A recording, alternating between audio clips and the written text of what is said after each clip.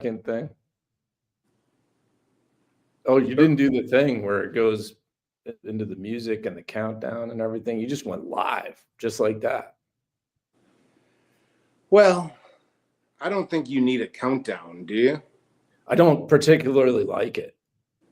It actually raises my anxiety about sitting here speaking publicly.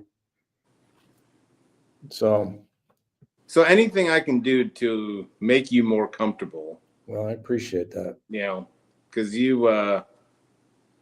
anyway, one and only Carsten McCarter. We're going to do this more and more because I don't say it enough to your face, but I think you're kind of brilliant and you have a way of simplifying a lot of things to like the less intelligent like myself. So I love this. You don't throw big words at me. When you do, you don't shame me for saying like I have no idea what that means. Oh, we have a good laugh over it. That's not shaming though. It's just, Well, I mean, sometimes I'm just laughing with you out of shame and less than, trying to be. I still want to be in the in crowd, man. Well, I think we all do, but I don't. Maybe is there an in crowd? I mean, you've traveled this world for a while now, both of us, and is there an in crowd? I don't know. I have no idea. I mean, have you never, so to say, you've never been in the in crowd? Well, if I was, they probably asked me to leave, and I didn't even realize it because socially, you talk about big words. Socially, sometimes I can be fairly unintelligent in.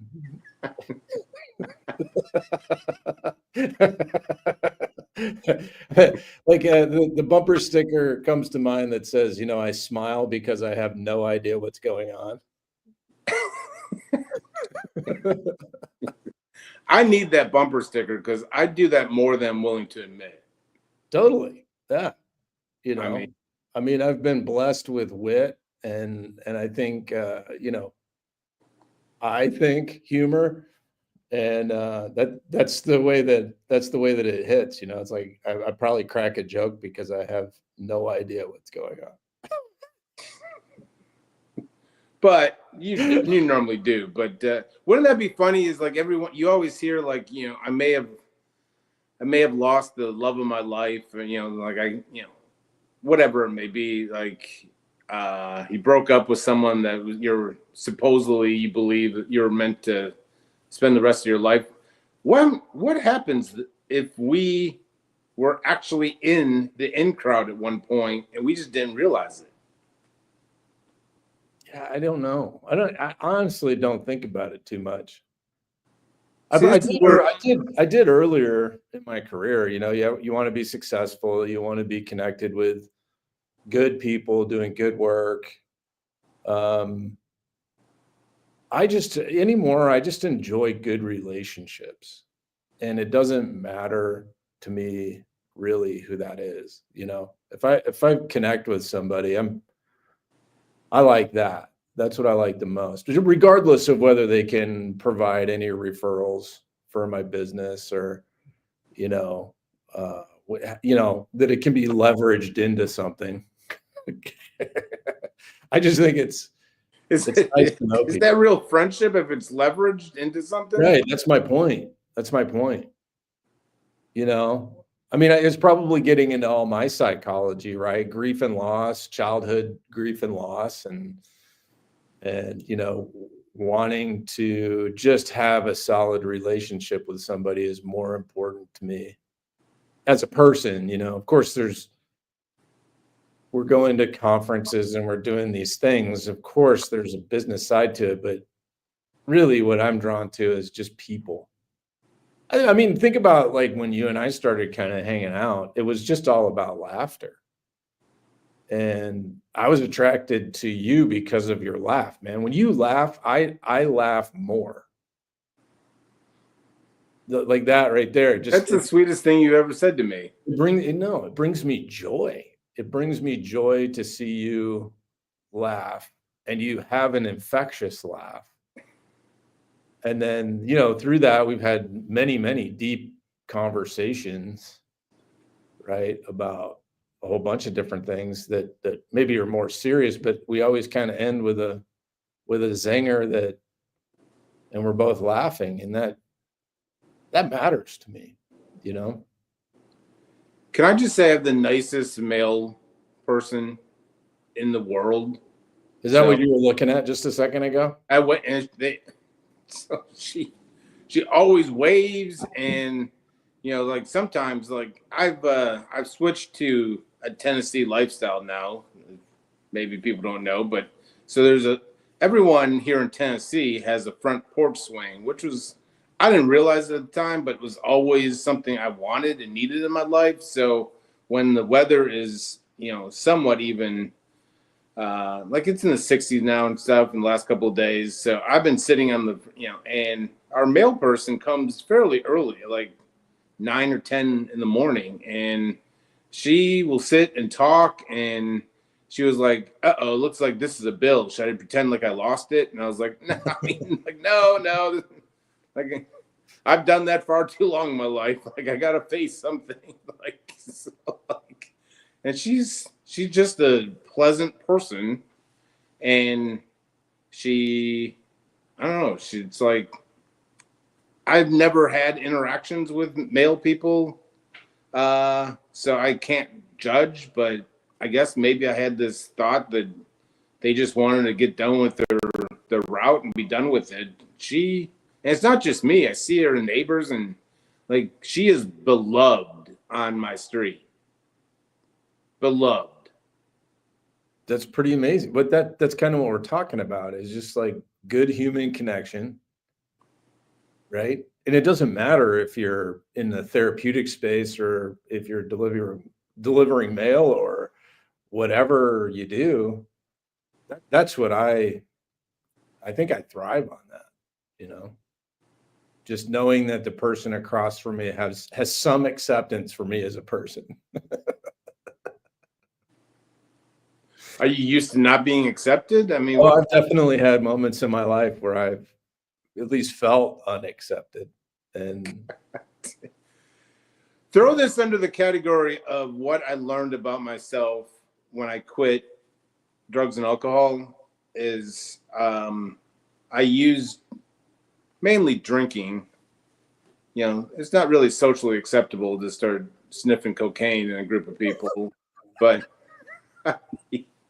depends on the crowd, but I generally agree with you. I mean, so I would say I threw drugs in there, but I mean, drugs were kind of on the down low. But drinking is when I got sober and away, separated from, I still think I go through this whole weirdness of walking into a crowded room, or walking into a room where I don't know a lot of people, or even the people that I do know, like, I still somewhat get weirded out if I know, like, if the room had 30 people and I knew 29 of them, I still feel like I have to give myself a pep talk to walk into that room. Now, drunk Jay would have come in with a theme music and, like, instantly been the butt of jokes, but like, Mr. Popularity. Oh yeah. Yep. I think we're the same. You know what I found to be really important in those, I don't know if you want to call them stressful social situations, though, is bubbly water. Like having a LaCroix. I'm serious. So there's still comfort. Am I hearing you right where you're saying, like, so the carbonation will trick my mind into? No, that's actually the downside of the whole thing, because then you're burping in people's faces. But the upside to it is you've got this really refreshing drink. I don't really care about the drink. I have a feeling of less than walking into that room. LaCroix, too. I mean, it's a delicious drink, but LaCroix has never changed my self-confidence. I don't know. I mean, next time you should have a couple of LaCroix in your briefcase or whatever it is that you carry around there, and just pull one out and when you're feeling. You may never have known this or seen this, but I see that Clearly Canadian is back. Do you know what Clearly Canadian is? I don't think I know a clear. Oh, actually, isn't it like a seltzer water? Yeah, it's like a blue cool bottle and stuff. I mean, it was literally the first time I saw of flavored carbonated water. Like, I never saw the point in it because whiskey's so much better. And but I'm still I bought Clearly Canadian back in the day just because of the bottle and it looked good in the fridge. Because I didn't have a lot of things in my fridge, but you have a 6-pack of Clearly Canadian, it just adds some color to your fridge outside of the mold. And the block of cheese that's got mold on it. Yeah, that's got mold on it. Yeah, I didn't think that I could keep plants alive, but then realized like I had like 15 different variations of mold growing in my fridge. And let's just say it was this algae or mold or whatever was very healthy. Like it grew. So nice. I guess I am a plant guy. Do you know that I can't even think of how long I've been sober. I've been married. Still am married, just to be clear, but I can't remember how long this into my journey this was, but I noticed the plants that we had on the mantle. And Jen says, I've had those basically since we got together. And I was like, you're kidding me. And I thought that you'd just been buying plants, like, or finding plants and putting them all over our house, like within the last month. She said, no, we've had those for 10 years, 12 years, however long it was. How'd you stay married? I have a really, really awesome partner. Yeah. Who is incredibly patient and kind and loving and compassionate towards me and all my idiosyncrasies. So I go the other way, and I don't go past the third date because that leads to a level of connection, and I'm not comfortable with that. So, starts to get a little too intimate after that third date. I've avoided people because I sensed that she was going to have this conversation where do we stand? And that's just the words when I say it give me shivers and stuff like that. Like reaction to your own. I mean, question. Jesus. But so there's some deep-seated things going on. Yeah. So, and now my therapist would tell you that I'm still mourning because I had probably my serious relationship, to get real deep here, was at college, but I was just a mess of a human being. And I think I had a Jen in my life, but she was amazing. And for whatever reason, she stayed with me despite like constant, who knows what. And then we kind of, after college, and we tried to, and then she suddenly died tragically. Whoa. From a drunk driver of all things.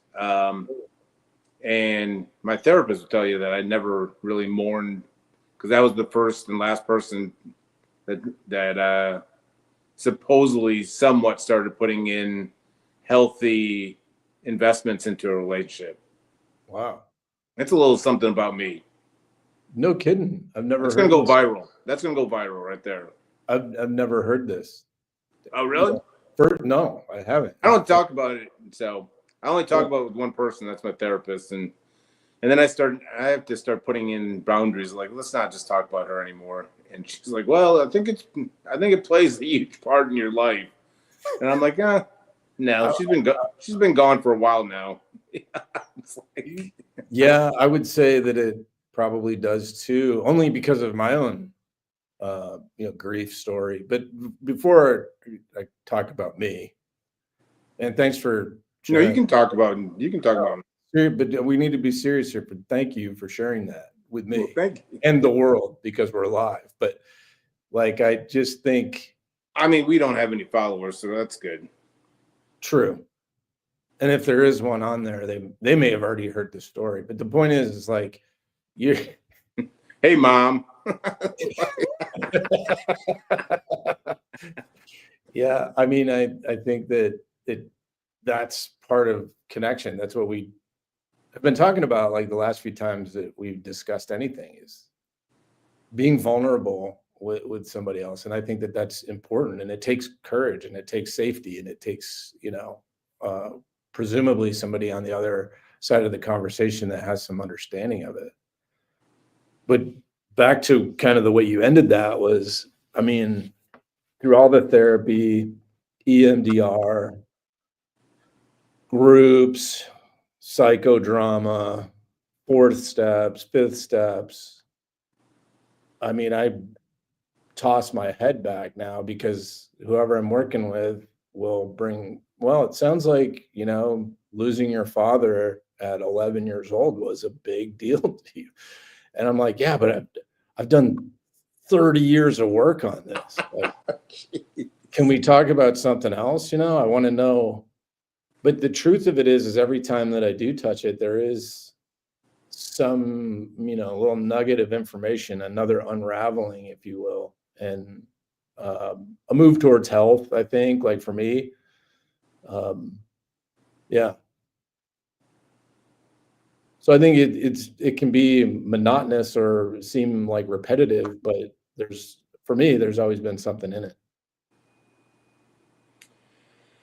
Well, the thing that's sticking in my mind hearing you talk is, shockingly, I don't know why I always go to the word shockingly, but I don't think it's shocking. But one thing in early in your life, or even midlife or whatever it is, can shape how you show up the rest of your way and so forth. And so, like, I joke and I realize that, let's stop talking about this one thing could be like it's still shaping everything else, every department else in my life. I mean, so when people say like, oh, I've done the work on it, and obviously there, something to remind, like there's more work to be done. And I don't know if it's depressing or not, but I mean, one thing in your life, especially childhood, could can still be playing when you're 48 years old. And you could be doing everything else right, and you can be getting into recovery or something, but you still have that tragic thing that maybe, I guess you would say, you haven't completely gotten past, or else it wouldn't keep showing up in other areas of your life, right? Yeah, I mean, I think that it does shape who we are. I mean, our experiences shape who we are, and that goes to the good stuff too, right? Like all of the fun and awesome and amazingly connective times that I've had in my life also shape who I am today. But my dad's loss affected me hugely for years until I was able to really experience the grief, just the sorrow part of losing him. And then, uh, like there, classically, there's 5 stages to it, right? There's denial, anger, despair, or sorrow. I'm forgetting one of them, but acceptance is another one. Shock is the other one.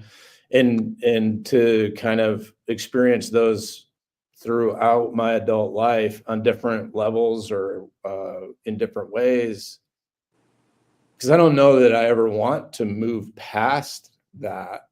I just want to be able to live in relationship with it so that I'm not harming others through my behaviors or, maladjusted coping strategies. So it's helped me learn new ways of being in relationship with people, So, yeah. You talked about comedy, and this just popped in my head is kind of, if I would, someone asked me again, I did an AA talk or something to young adults or something here in Nashville. But anyway, like the question was the age old, like, if you knew now would, growing up or when you first started using, or I'm butchering the question, but if you knew what you knew today and could go back and tell your 18-year-olds, 12-year-old, whatever, age old, they didn't put a number on it, but I think, and I said it, and I'll say it again here is, and it still shows up in my life. I wish that I would accept vulnerability a lot more, just accept it better. I was always that person. Like you think growing up, and I mean, I'm just in general. Like if I had friends or sitting at school or something, and they brought up, which we now know could be something traumatic or anything like that. Like I am always known for throwing a joke out there or anything like that, and that hurts. And because I've done it, and then had some people kind of throw it back. And if I could change anything, knowing what I do know, like I would change how, like, I don't think I'll ever lose, like, I value humor and laughing to the utmost degree. And I still believe that, but I think I would be a lot more receptive to kind of just listening and supporting instead of being that guy that thinks he needs to open with a wisecrack or something like that and be known as the wisecrack guy. So that was what I'm very aware of, is that humor makes me feel comfortable. If people laugh at something I say, I feel like I don't know. I don't know how to say it. You've made it. Yeah, I made it. Yeah. I made it, but it's a comfort piece, because one of the things that came out of pretty early on after losing my dad was this realization that life is short. And and that's a blessing as young as I was in some ways, to be able to say, look, this is short. So that just means I need to enjoy it as much as possible. And there's truth in that. But I think that what you're kind of talking about, and what I would do too, is distract from someone else's healing in order for myself to feel comfortable. And I mean, as we would learn later through the 12-step process, it's pretty selfish, So I don't know what my answer to that. I kind of agree with you. I mean, vulnerability for me is still in process. Like I still have a first reaction and then need to move past that. And I'll be honest with you, in certain settings, it's hard for me to organize my thoughts enough to feel like I have anything of value to add to the situation, right? Because of what somebody's going through. But I think what I've learned through, all the training and just experience of doing what I do, is that what I have learned to do is just sit with it more and allow somebody their vulnerability, because I know how uncomfortable I am with that. So I think it's a pretty compassionate thing. Whatever they're talking about. So I think it's informed that pretty well. And then I think it's also still loving to appropriately come back and when it's appropriate in the process, to soften the moment and be like, okay, yes, this hard thing happened, but I can tell you through experience, we're going to be okay. Like, we're going to be okay. We just have to continue working on ourselves. And things will work out. It's pretty amazing. Well, I think the disappearance or authenticity just evaporating so quickly within our young lives, and trying to, and I make the joke about being in the in crowd, and I mean, you can just go through countless levels of school, sports, family, whatever it may be. Like, and you see it probably, we all see it, but I mean, because we get the calls with people, struggling with mental health and substance abuse. You see it because you got clients, but just it's almost like you probably see the guys coming in to lean in, for the simplistic terms, probably are wearing 17 heavy layered coats and walking in the front door, and your job, if you choose to accept it, is to get them to start taking those jackets off, because we're trying to be everything to everyone. And I learned that, like, I was never comfortable as a kid, and I needed golf, awards or recognition, or I needed, it was never school awards, because the grades were, I just never saw the value, but then I embraced that, bad boy, or like, why would I study for this test? And it, like, there was times I think I wanted to make an A in the class, and everyone would get an A in class and I would get a C, and then I would just be like, me, I don't do, and I loved that role. But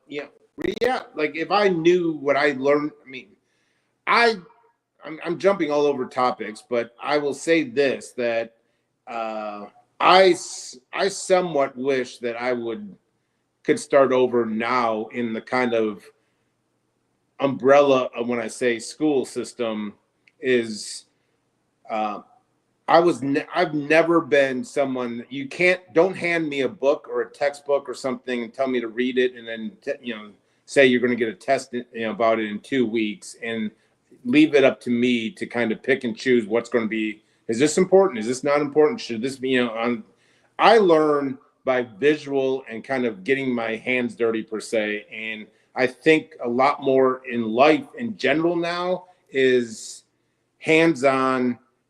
Find what I'm really passionate about, because, like, I'll say I hate school, but I am part of the master class system. I mean, looking for ways of topics that really excite me, and I go all in. I mean, Jordan Peterson's got a Peterson Academy that's got all kinds of insightful freaking classes. I signed up on that immediately, and I'm like, I can't wait for the next. And like, I brush through these sessions like they're Netflix shows. And if that was the way that school was, I think my life would be a lot different. I just don't ever, and to this day, like, don't give me a manual or anything and tell me to learn it. I don't learn just reading. I've always seen audiobooks as, I can learn a lot more from audiobooks than you could read to me, and I would learn a lot more than me reading to myself, if that makes sense. I'll read to you. I mean, I'm in. Yeah, that was a lot, man. Cool. Also, fatal flaw of mine is, like, I'll have a topic and then I'll go to another, because that's how my brain works. So I don't stay on topic very long. So, well, okay. How about a reflection? What's that? A reflection. I want to reflect something back to you. Yeah, please. That in the time that I've known you, I've seen you become more authentic. Because even though, like, what we were talking about at the beginning was laughter, the jokes, I mean, that's just the way that I like to connect. I think it's a way that you like to connect. But the more that we have conversations, like last week, we queued up to do this, and I was in a spot, and you were just kind and compassionate, and we're like, hey, what's going on? And you're like, do you want to do this thing? And I was like, no, I don't want to do this thing because I am empty, but my recovery has taught me to show up. Right. But also to be honest and things like, but the point is like you dropped into a caring friend rather than, trying to cheer me up or whatever. And I think it's beautiful. This is what we're trying to teach, show, demonstrate, model, whatever the word is, for our clients, is just dropping in and being a compassionate human being and then going about your business and doing the cool things that you like to do. Well, I also think that you see, like, sometimes sitting down with someone isn't going to be the cure. Sometimes they got to go out and kind of learn it the hard way. And you have to kind of watch them from afar, knowing full well you can't step in or ruin that process, right? Well, to what you're talking about, you can't just read it in a book and then go out. I'm the same way. I had to learn more through my mistakes than my successes.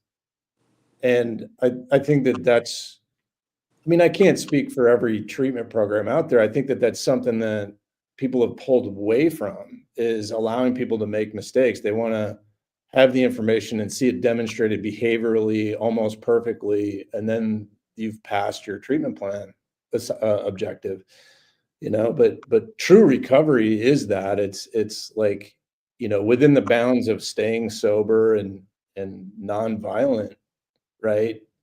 Within those bounds, making mistakes is so important.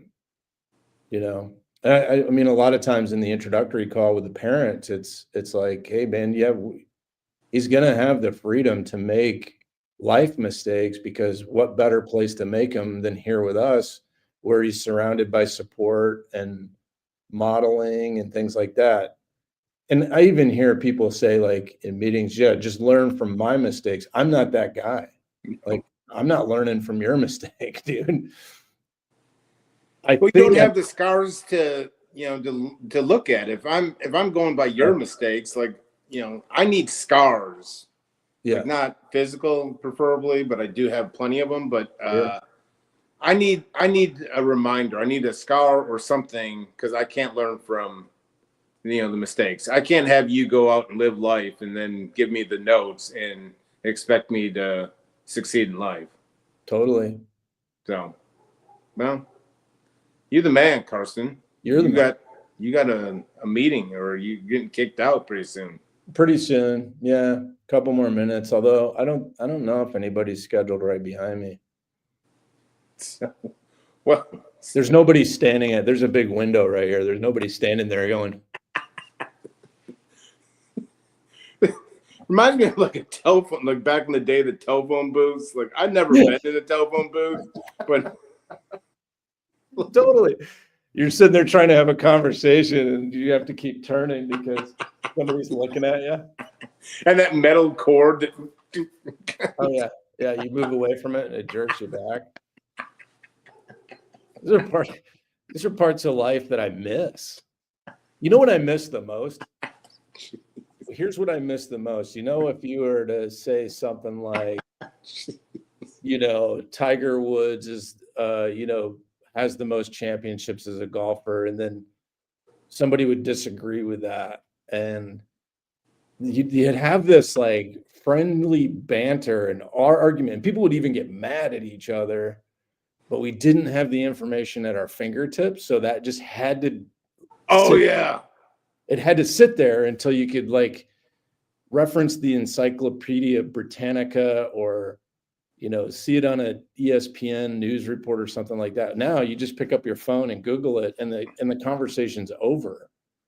And I miss that, like, and then you find out who's right, and you get to kind of have that conversation. I don't like that. I don't like it one bit. I want a lot of arguments the old-fashioned way, and now because the facts weren't available, because I throw out bold statements that I even sensed are not even close to being true. But back in the day when I couldn't get fact checked, I won arguments on just bullying and throwing out these irrational statements and like bold statements. Now like my brother's infamous for, like I think they get upset with me now because I start arguing with them and I'll throw out some bold statements and they're just like, that's not even close to being true. Or my nephews, like I'll be arguing with my brothers and then some little munchkin from the side would be like, Uncle Jay, that's not even close to being true. And I'm like, you're not even in this argument. Stop fact checking me, Yeah.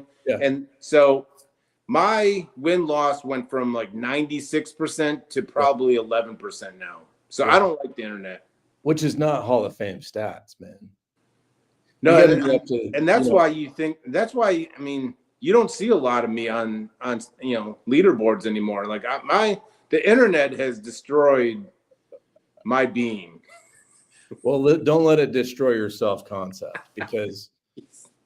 Well, we'll say that the next. Social media in general, like you're talking about authenticity and kind of issues. Holy crap! So, wow. It's amazing to see.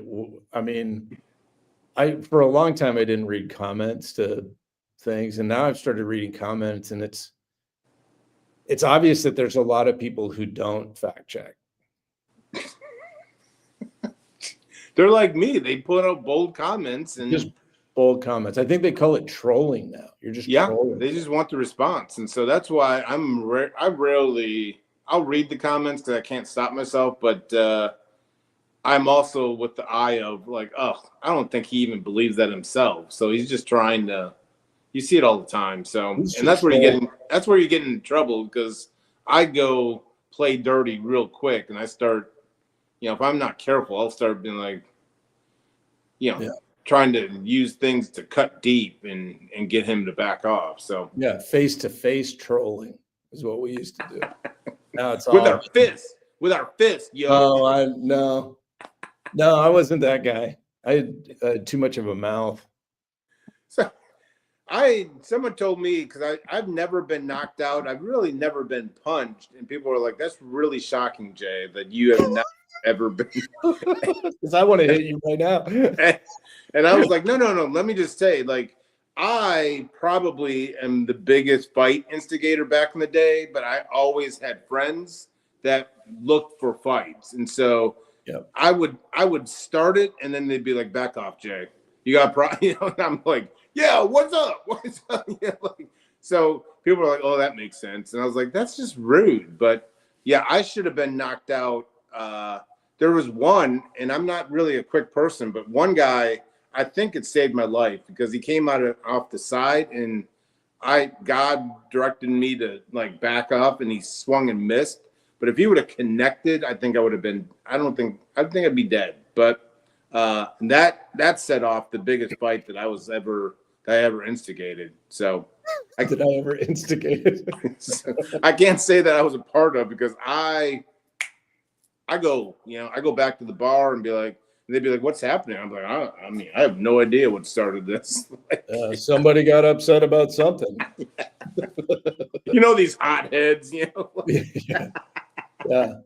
Why do they keep pointing at you? I remember getting hit twice by the same guy, and I was not in my right mind. So it was like 1 minute standing straight up, next minute looking at a tire on the ground, like the tire of a car. I'm like, what is this? And I stood back up and I was right back down. And then I had friends encouraging me to go to the ER, which I did. I've never been knocked out, but I've been run over twice. You've been run over? Yeah. Like, what are we talking twice? Okay, we'll get to the twice, but I'm like, okay, we do need to sit in the twice for a second, because that is pretty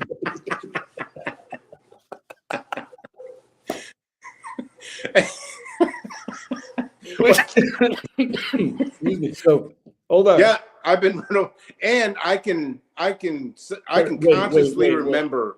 I can remember saying, I'm getting run over right now. Well, are we talking like a foot?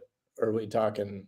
No, it's one time was over. So I was on the back of the one was a buddy, and I was on the back of his truck or something, and we were not in our right mind. So I was on I think the tailgate was down, and I don't know if I saw something or chasing a girl or something, but I think I somehow got off and fell, and he was reversing, and Oh my God. he went boom boom boom boom. So I went both tires over my stomach, and then they're like, "Oh my God, did I run over you?" And I was like, "Yeah, that's a big, And